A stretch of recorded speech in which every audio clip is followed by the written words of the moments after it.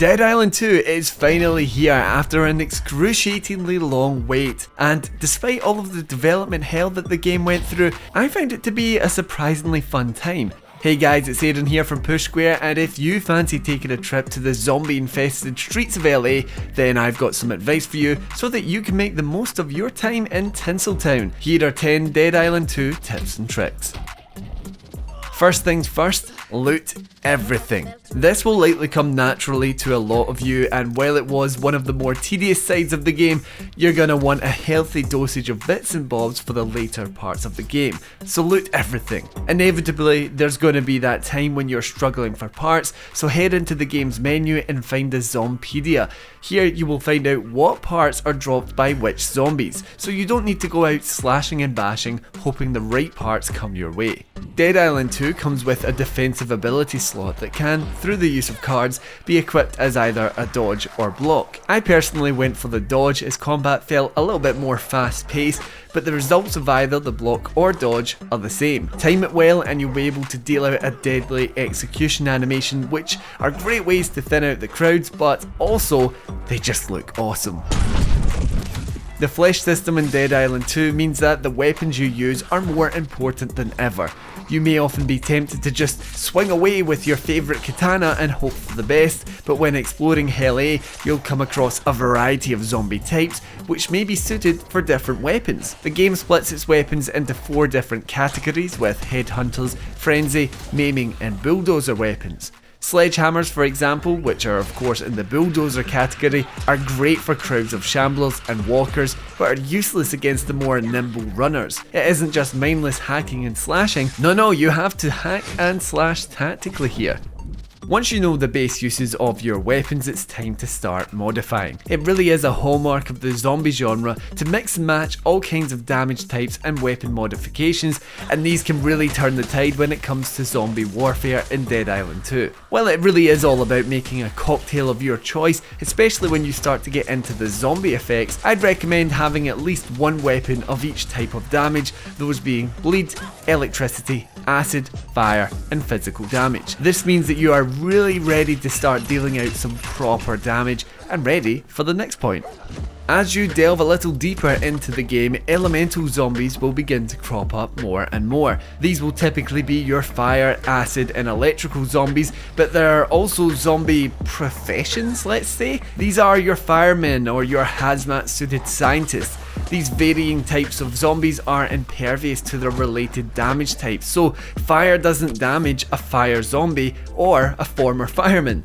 Acid doesn't damage an acid bloater or a scientist in a hazmat suit. You get the point. This means that in conjunction with my last few weapon tips, you want to make sure that you have the right weapon, modify that weapon, and then make sure that that modification doesn't clash with the zombie you are currently fighting. Make sense? Yeah, I'm sure it does. Let's move on. If you are having trouble with particular zombies like your speedy runners or thumping crushers, then one of the easiest ways to ease your suffering is to just start lobbing off their limbs. Amputation in Dead Island 2 reactively changes the way in which a zombie can attack you. So of course, without a leg, runners can't dodge those heavy attacks, and without arms to thump with, crushers can't slam the ground and repeatedly knock you over. Leg removal in particular is a great way to manage the crowds of zombies, which can overwhelm you in the higher levels. But if for nothing else, it is crazy entertaining thanks to the grisly details of the flesh system. When exploring Hell A, you'll realise that there are plenty of cars leaking oil, exposed electrical wiring all over the place, and maybe even just some straight up explosive barrels lying around. Hell A is a health and safety nightmare, but in this case, that's actually a good thing because these are here for a damn good reason, to make zombie killing that bit cooler. Use these environmental hazards to your advantage, as it can save you from some unneeded weapon degradation or the waste of some of that precious ammunition for those guns. Plus, like anything else as I've been saying, it's pretty damn cool.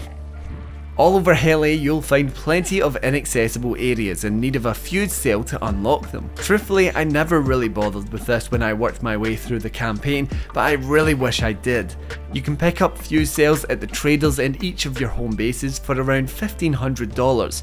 Each trader will usually have around 2 or 3 of those, and you can carry 3 at a time. Once you have one, head to one of the fuse locations, which will all be marked on your map after you've discovered them, and you have a room full of delightful loot to enjoy and a cracker of a weapon, making these especially helpful in the early game, although I will say that weapons do scale as you level up, so you might want to save some of them for later. Handy little one here, but it's easy to leave behind weapons in the excitement of the moment, or maybe you just didn't have the space in your inventory and you weren't willing to give up another weapon. Well, you need not worry about this, because if you head back to any of your bases, access your storage locker and then hit R1, you'll open up the Unclaimed Property tab, which is filled to the brim, usually, with all of the delicious weapons that you've left behind when out and around in Hell 8.